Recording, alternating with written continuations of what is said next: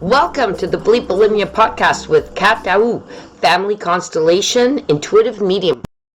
Hi everyone, I am Lorianne. I am the host of Bulimia, and today I'm so excited to have Daou with us today. She is a Family Constellation Facilitator, Intuitive Medium, and she's also the podcast host of Heal with Kat, which is really interesting. I highly recommend you go listen to her podcast.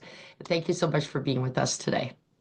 Oh, thank you, Lorianne. I'm so happy to be here and just honored to share just a little bit of wisdom I have and hopefully can support your community.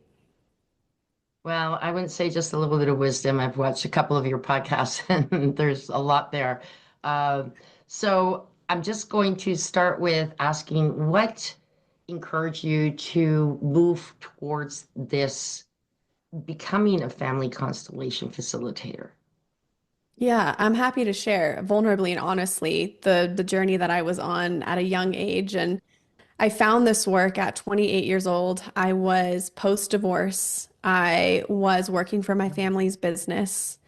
I was really struggling with autoimmune disease. I didn't know that I had had it at the time. Endometriosis was one of the few that I have that I was battling. And I was really struggling in my life with my sense of self-worth. I guess the best way I can say it is on the outside, my life looked really cool. I was working with influencers and celebrities, and my family had this big wine brand, and I was doing wine dinners all over the world and doing events and like just living a really cool life. And like I was finally divorced from this toxic relationship. And like on the outside, somebody would have looked at my life and gone, man, like she's finally getting it together. And on the inside, I was like, where the hell am I going? Like, what is life and what am I doing here? And one of the things I talk really openly about is how I was struggling with suicidal ideation, depression, and anxiety during this time as well. I lacked a connection to my purpose. I didn't know why I was on this earth. I knew I wanted to help people. I just didn't know how. And it felt too big of a purpose to even touch at the time. So I went to my cousin and I said, I need a life coach. I need someone to help me figure out my life because I don't know what I'm doing. And she said, I don't know a life coach, but I know this woman named Carrie Gagne. She's a family constellation therapy facilitator. She's also a medium and intuitive. She said, don't Google family constellation because it's too complicated to Google. Don't do any research on it. And she even said, I don't like FCT, which is how I'll abbreviate it because it's quite long. I don't like FCT. It bothers me. Like it's too heavy for me, but I think you might like it. So I reached out and I booked 6 months of coaching without even knowing Carrie. And I was just so desperate for help. And I got into this first or second session and I knew my whole life had changed. I knew that there was a part of me in this that I had been searching for, that the way that my brain works, the way that I feel about things, the way that I carry the family trauma, it could be explained through this one modality. And at that point, a lot of my life made sense for the first time. That's really interesting. It's kind of weird. I know I'm kind of like on this chat GPT thing. And I was fascinated by what you had to say. So I went on and I asked a question and I said, what would be the best questions to ask her? Well, there's a whole list of them, but one that I really did like, um, which was really interesting. There were two of them. You've been open about your experience with eating disorders and body dysmorphia. Can you share a bit about your story and how struggles shaped you, how you are today? But there's also this, was there a moment or turning point when you realized your eating disorder was connected to something deeper, perhaps even generational? I just find that fascinating because I've felt the same way, and you brought this up. Mm. Would you be Yeah, able to so to answer? answer, Those are big questions, but I I couldn't quite phrase them properly. So I went to my like, hello, please help. yeah, so repeat the first question for me. I want to make sure I answer it really intentionally. Um, okay, so the question was, you've been open about your experiences with eating disorders and body dysmorphia. Can you share a bit of your story of how those struggles shaped who you are today? Yeah, absolutely. I'm happy to be honest and vulnerable about that. And I want to kind of weave in that ancestral question that you asked me. It's interesting because in family constellation therapy, one of the teachers that I've studied, her name is Susie Tucker, she talks about the languages of the family. So sometimes there's these unconscious languages that we all kind of share, like a commonality of things that we talk about that are acceptable. And really what we're getting at is, do we belong or do we not belong? And the beauty of belonging is that we belong in our family systems no matter if we fit in. Brene Brown talks about how belonging and fitting in are not the same thing. You belong to your family system because you were born into it. Even if you die early, you still belong to that family system. You have that DNA connection to your family. But whether we fit in or not, that's a whole other story. And so sometimes we fit in through the languages of our family, meaning everybody in the family system has an acceptable language around eating disorders. So everyone, it's acceptable to talk about counting calories or checking out your body in the mirror 24/7, or you're celebrated for eating a certain way or looking a certain way, or all of these types of subconscious things that we feel and see and hear in our family system. We think because we're children, we're young usually most of the time that we experience this, we think that's how everyone works. That's what we do to belong to our family. That's how we find connection. So really my experience with my eating disorder, I don't work with blame, shame, judgment, or criticism. I just don't find that to be a very productive way to work with our family systems. But I do think it's important to lean into understanding. Once we can understand what our family's languages that they grew up in were and their family, then we start to understand why they thought it was okay to create that language in us too. So the languages I grew up with in my family system were celebrate diets. Everybody was on a diet all the time. I mean, I was encouraged to be on a diet from a very young age. I was in fifth grade and I was something insinuated that my body would not be good enough. There was a lot of comparison energy. And so, in fifth grade, I would wake up at 5 a.m.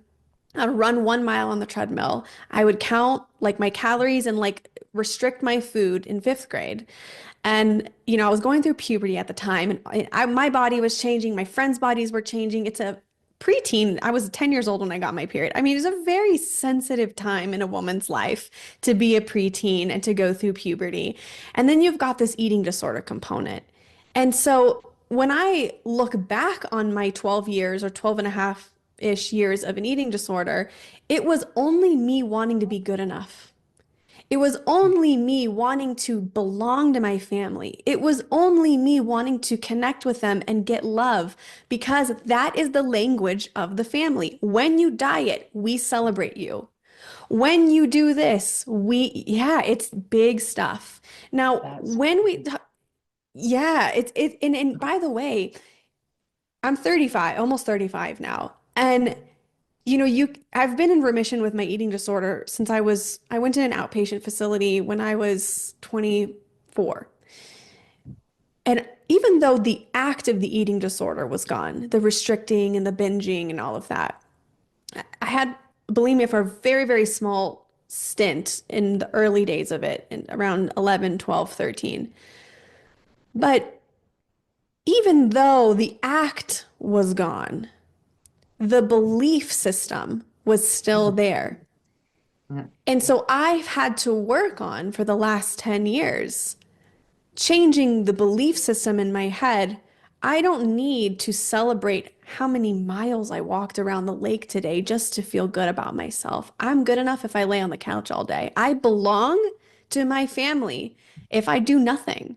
I'm lovable when I do what feels good for me. We can get into the nuances about bulimia and kind of the self-harm aspect of it, and it kind of gets really deep into that. But yeah, that's my experience with the eating disorder. okay. First of all, may I say I am blown away. I had the opposite experience to you. Mom was a great cook. If you didn't eat everything on the plate, you were basically you had to sit till you finished everything on the plate since I was a little kid. I mean, I used to fall asleep, wake up, and still have to finish what was in front of me. I fall asleep at the table, I would. And I never instilled that on my children. I never instilled you have to finish everything on your plate. And then it became like if I went to visit mom, like I would not be able to say no to food, right? And if I said no to food, it was an insult. So my thing was not dieting. Mine was the opposite, like overeating. And I didn't want to overeat. I didn't want to. But then there was also that nurturing factor. I loved mom's food. So when I was bulimic, I would make food that made me felt nurtured by mom. Like it's a psychological, and you're absolutely right when you're coming through it. I've been 14 years, so it's not really that far away because I had it for 30 and ongoing.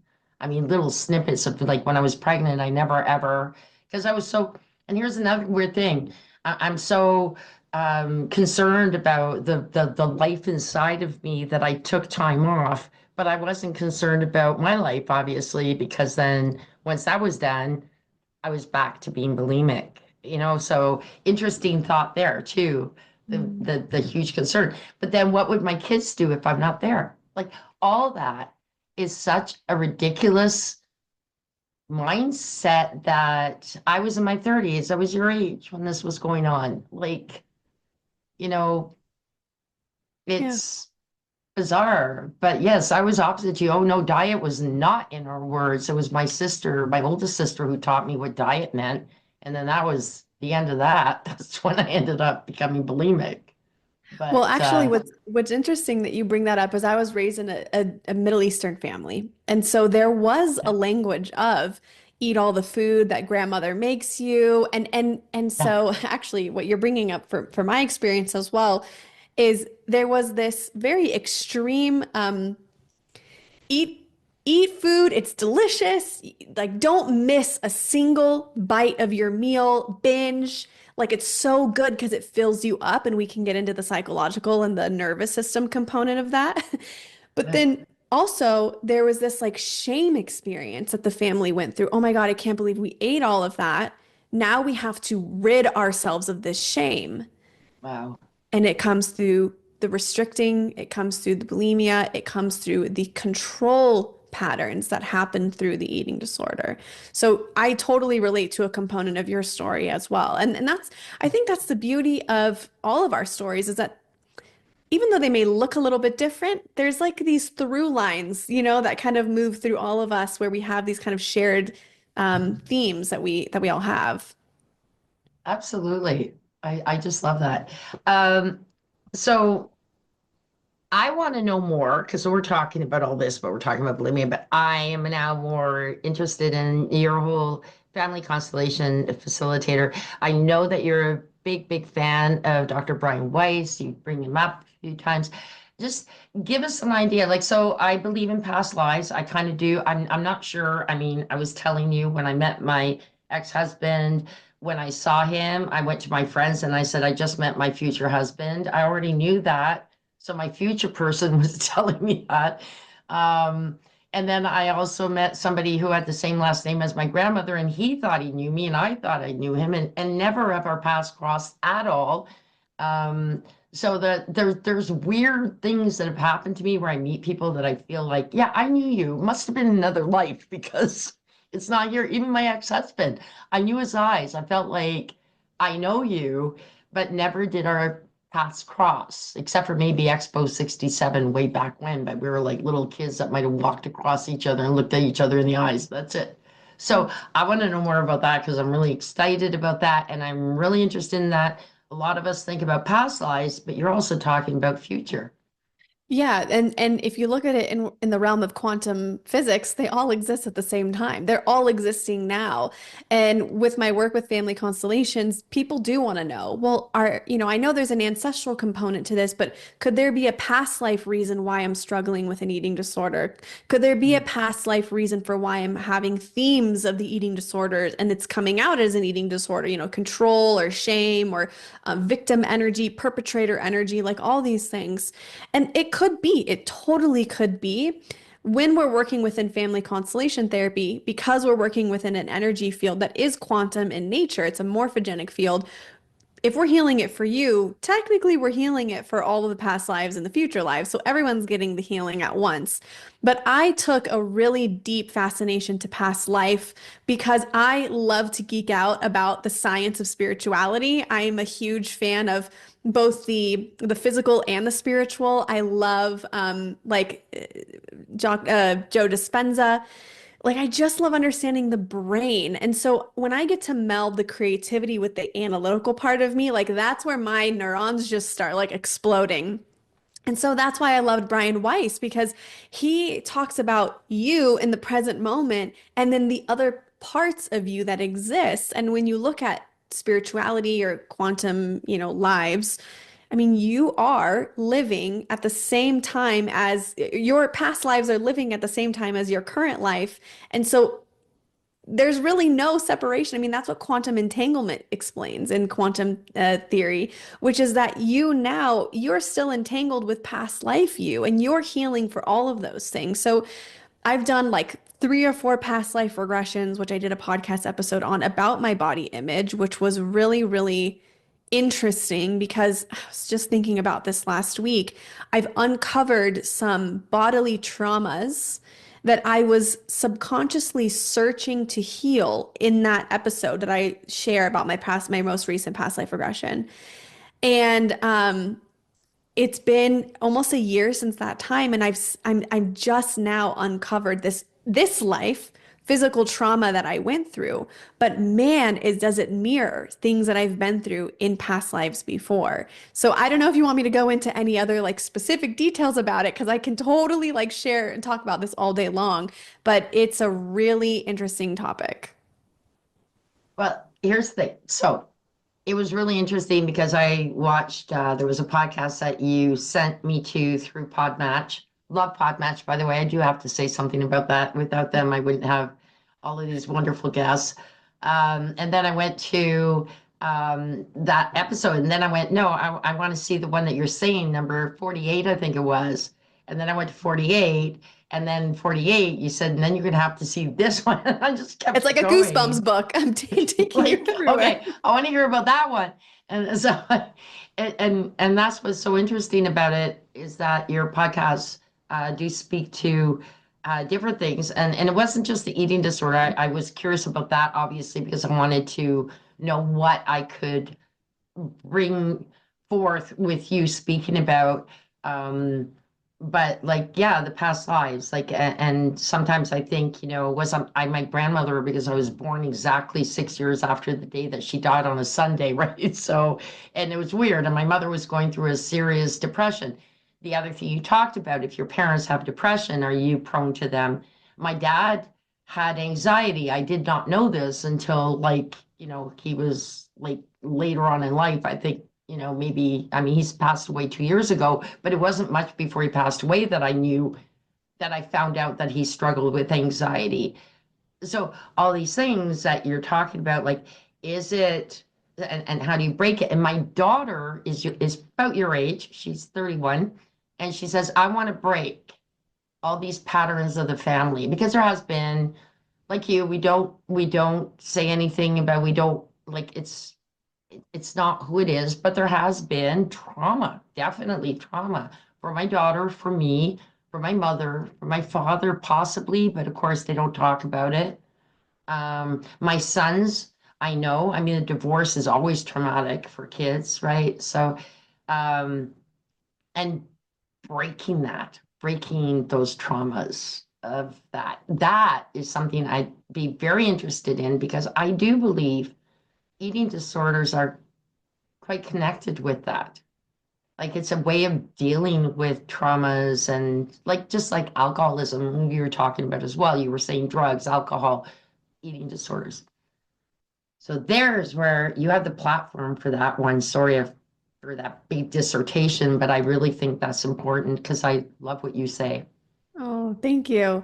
Yeah, I mean, we can definitely dive into the generational aspects of the eating disorder, and we can talk about it from a very 30,000 foot perspective because the thing with FCT is the foundational schools of thought that I learned are that they're foundational, but every family is so nuanced and everyone's experience. I mean, I learn something new from every single client every single time because every single family system is so nuanced and so different. And also, you bring up a really fascinating thing to point out is that past generations they hid their trauma and they did not believe that their trauma was trauma and they did not feel the freedom to speak about it. And so I really think that, I mean, I see this, I work mostly with the millennial generation, so I can only speak from that perspective, but we're all talking about it now. And that is triggering for other generations. So it's like we're in this really weird place where we're like, we need to talk about it. We want to move through it. We want to process it. We want to break the cycles. And then getting the permission to do that is like, or feeling the permission to do that is also like another really big step in the process. So I love that you're embracing that for your kids because it's such a gift that you're giving them. Um, I really think you should write a book. Because of the way that you speak about Brian Weiss, I think that you're very capable of doing it yourself. Yeah. Thanks. I think that there's a lot you speak to. What I feel intuitively is that you've gone through a lot, and you don't, and you said you don't want to shame anyone by speaking about who and what. I think that that's beautiful. Um, but I also want you to speak to your Heal with Cat podcast. Like I said, what inspired you to start the podcast? Obviously, I know it's in line with what you're doing, but getting out there and telling the world about your life. Oh, thank you so much. I actually am in the process of writing a book right now, and it's all about the topic of belonging. I talk a lot about the transition we go from feeling like the black sheep into being more of a cycle breaker.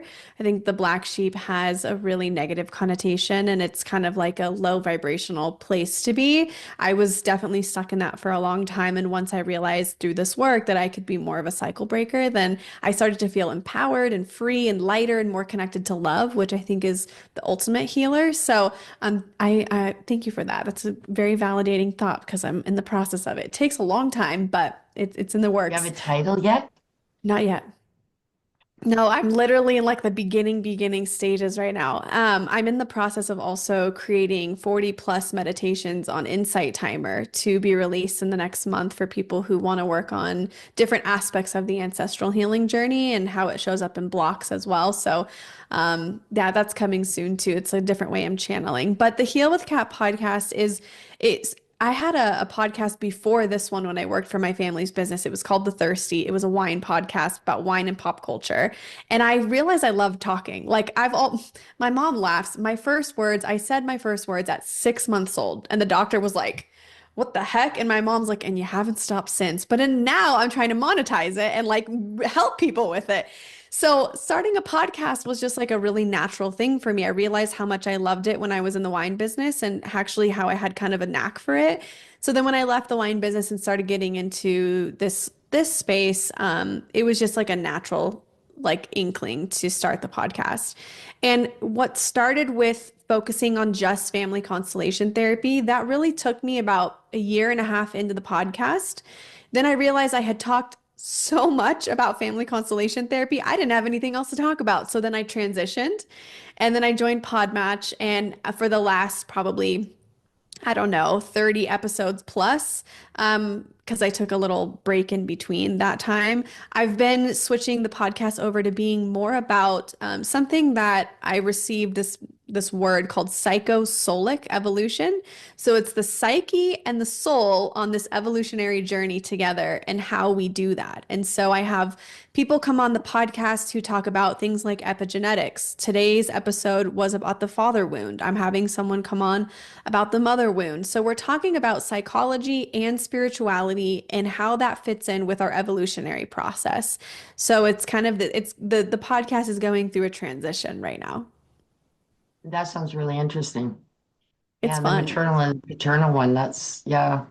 Yeah. There's definitely they're very two different entities in our lives. So Yeah. um this has been absolutely wonderful. I do definitely need you to let me know when your book comes out. Oh. And also, I need you to tell our listeners where to find you. Uh, But before we do that, I think that I forgot to ask you this. I really need to know, what is your process in regards to what you do with this family constellation facilitation? Like as in how a session works or like how you do it? Yeah, because I think they're probably sitting there because I probably haven't gotten to that point saying, okay, well, we'll talk about it, but we won't tell you how it works. So I think that's important if you Oh, can no do that for worries. me. Well, sessions with me are 2 hours long, and I love working within a longer container. There's some family constellation sessions that people do that are like 25 minutes. I have not gotten there. I love the intimate connection, the vulnerability. I love really getting to know the people that I work with. So my sessions are 2 hours, and the first 45 minutes to an hour is me just getting to know the client, or me talking to the client about what their blocks are. Are they feeling blocked in romantic relationships, in their food or relationships with food or their weight? Are they feeling like they're struggling with a certain person in the family system? Are they struggling with feeling worthy of money or their career? Like ancestral blocks show up in our everyday lives, and sometimes we think that we throw all these tools at it, except the ancestral part. And so when people come to me, they're usually like, I've tried everything and I don't know what to try anymore. And I'm like, you're probably entangled in some family trauma that's been unhealed and unacknowledged, so we can work through it together.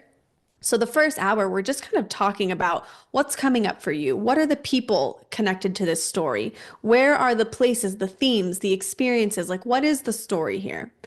Then in the middle of the session, I guide the client through a very quick visualization and breath work. It's like 2 minutes long, not even. But what we're doing there is we're opening up that quantum morphogenic field. It's this energy field. So this work is deeply spiritual in its nature. The founder of this work, Bert Hellinger, he didn't understand what it was in the 60s and 70s, but he called it a phenomenology, something you can't understand how it works, but it's a phenomenon of what it is. We open the field, and I have you stand on pieces of paper that are just numbered. You don't know what they are, only I do. And the reason for that is because I want you to go into this experience with no preconceived notions. So if you have stuff with mom, I don't want you to stand on mom's paper and know it's mom and then already have judgment about it. I want you to stand on each paper, and what you're doing on that paper is you are quite literally intuiting, channeling, speaking as mom's paper or dad's paper or sister's paper or your inner child's paper. Remember, time does not exist in this space. We can stand on a paper and experience anything. What you're doing as you're standing on those papers is you're telling me exactly what I need to know to help you shift the story and create healing. You come off the papers, we talk about it. That's usually the moment in the session where people are like, "Oh my God, how did I know all of that? How did I do that? Maybe I do believe in spirituality. Maybe there is a God out there. Like, what is going on? This is so crazy." And it's the coolest part of the session because everything starts to click at that point. Once we've decided how we're going to move forward with the healing statements, I have you rearrange the papers. And then I have you speak to each paper, to mom, to dad, to whoever we're working with. That is the most cathartic part of the session because you're usually saying the words you wish you could say to that person. But because you're in an energy field, there is healing happening between both of you. So we're speaking the healing statements. We find peace with each person as much as we can. And then you work with your future self. We do a little work there, and then you're done. So there's a lot that happens in a session. This is why I like 2 hours, because we do not waste a second of these sessions. But the kind of healing and transformation that you can do in just one session is incredible. Wow. And so, questions, obviously, there are some people who would want to return as well. Would the next session be as like 2 hours as well, or is it really the first hour? But is it best suited 2 hours for any time you come back? I love to just to do the 2 hours. And if we end early, then we end early. And I always offer, like, do you want to connect with anyone? Do you want me to pull some cards? Can I give you an intuitive guidance? Like I don't leave you hanging if we only do like an hour and a half. I there's always something to fill the time, but some people are like, no, that was pretty powerful and it was, an hour and 20 minutes. Like, I'm good, thank you. So we just kind of leave it open, but usually people will come see me the first time and then they need like a month or so to like digest everything that happened. So on average, I see people once a month. Some people I see for like 3 or 4 sessions and they're good. And then there's some people I've been seeing about once, maybe one every 1 to 2 months for like the last year and a half. So it just kind of depends on where people are at. I'm actually exclusively on Zoom because of all the medications I was on in my 20s. Actually, my first antidepressant was at 16 until 28. My stomach and my body started to shut down. A lot of the autoimmune that I was going through was related to trauma as well. So inherited trauma and also trauma that I experienced in this life. But yeah, my body, my liver stopped working, my gallbladder stopped working, my stomach stopped working properly. Like it was really bad. I could get into the bio what was happening in my body, but it might be TMI for some people. But yeah, my body was like really shutting down. And on top of that, I had these crazy painful endometriosis periods that would leave me pretty much incapable of moving for like 24 hours. So, as an my because of all of that, my body stopped putting out gastric juices to break down my food. So when I was eating, it wasn't properly digesting and it was staying stuck in my system. So I Oh wouldn't go my to the God. bathroom for like a week. It was really, really bad. So That can be very that septic. it was horrible. I was Yeah. inflamed. I had cystic acne. My hair was falling out. I was getting depressed again. It was really bad. And I tried to like put on this really strong exterior. Like I worked out. I like ate the healthiest you could even imagine, and I was still really, really sick.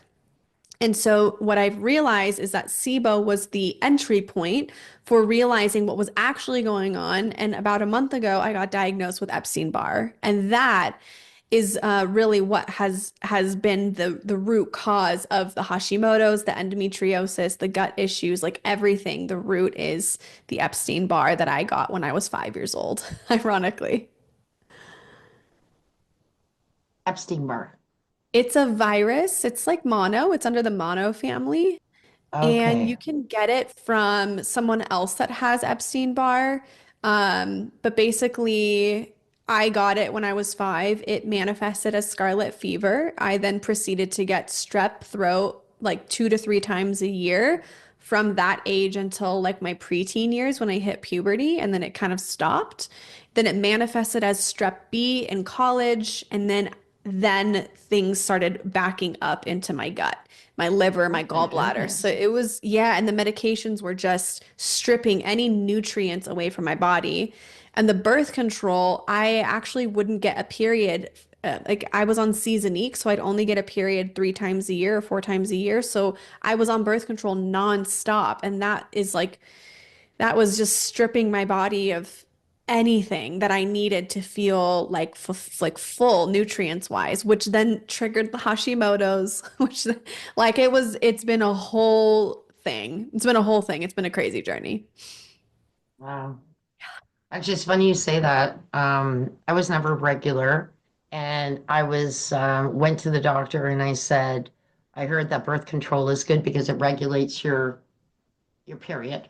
And it's not good not to have your period. And I get it maybe once every 4 months, 6 months, year. It's like that. And he goes, no. He says, you're not going on birth control. If you're that, like, he says, you're going to put your ovaries into a coma. And I was even with my ex, and the first one, like, we never used birth control because he told me I was likely never going to get pregnant. And then, like, 9 months later, here we go. Hello, I'm pregnant. But I got on herbal teas and herbal teas. Then I got off the herbal teas because they were like, ew, I had them when I was pregnant, don't feel like them anymore.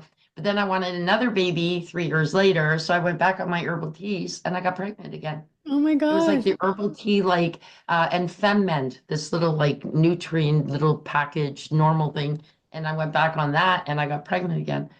And then I got pregnant again, and then that was it. Um, can you please tell our listeners where to find you exactly? Yeah, you've named it. YouTube is the best and easiest place to go. It's just Heal with Cat Pod. I can send you the links for that. For those who are on social media, I'm on Instagram and my handle there is cat_DAOU. And if anyone is on TikTok, that's probably the number one platform that I have. And it's Heal with Cat Pod, just like YouTube. So, and then again, you're the first person I've shared it with. I haven't shared this with anyone yet, but come May, not when this episode's coming out, but come May, I'm launching 40 plus meditations and frequency activations on Insight Timer. It'll just be under Cat Daou. And they're meditations for people in any phase of life. We'll be looking at, like I mentioned, these meditations, there's going to be some segmented for romantic relationships, but the ancestral healing piece, there will be food and weight and body image stuff on there as well. So like I look at it from kind of the block perspective, so that those are all going to be free. So if anyone wants to go at any time, I have so many free resources for people to access. So FCT doesn't have to be the first place you go. So just a question, you said Insight Timer? Yes, it's a meditation app. All right. Well, this was absolutely beautiful. Thank you so, so much. I really appreciate you. Curious. I just might look up. Okay. Can you give us an idea of how much do you charge for a 2 hour session? They're $300. Okay. And then This- I do ancestral intuitive readings, which is a place that people usually will start with. There's $75 for 35 minutes, but you get so much in those 35 minutes. Basically just channeling like ancestrally what's coming up. And then I also have another free offering that's called the Cycle Breaker Quiz, and that's free on my website, and I can send you the link for that as well. And that yeah. basically is a quiz you take to understand what role you play in your family system, and then how you can understand the ancestral impact. Because I look at the client as a mirror, a reflection of what happened in the family system. So I don't start with the ancestors and go forward.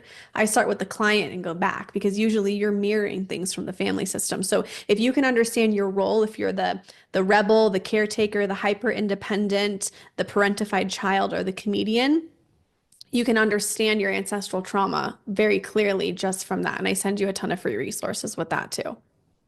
Oh, beautiful. If you can do that, I'd really appreciate Yeah. it. Well, that's the thing is like I know today's economy, like I watch the news, I see what's going on. I talk with clients every day, like I'm not blind to the fact that most people can't just drop $300 for 2 hour sessions. That's why I have so many free resources that I'm dropping because I don't think it should be inaccessible. That's beautiful. Thanks again, Kat. Yeah. You've been wonderful. Thank you Thanks, so much for Lauren. being here on my podcast. Thank And you. we will, I'm sure that you're going to be back on. I really want to know about your book when it comes out. So you're going to let us know, right? I will. I promise I'll let you know. Thank you so much for Okay. your time too. It was such a gift to talk to you. Thank you so much. All Yeah. right. Take care. You Bye-bye. too. Bye. Thank you for listening to this episode. Be sure to visit me at bleepbulimia.com.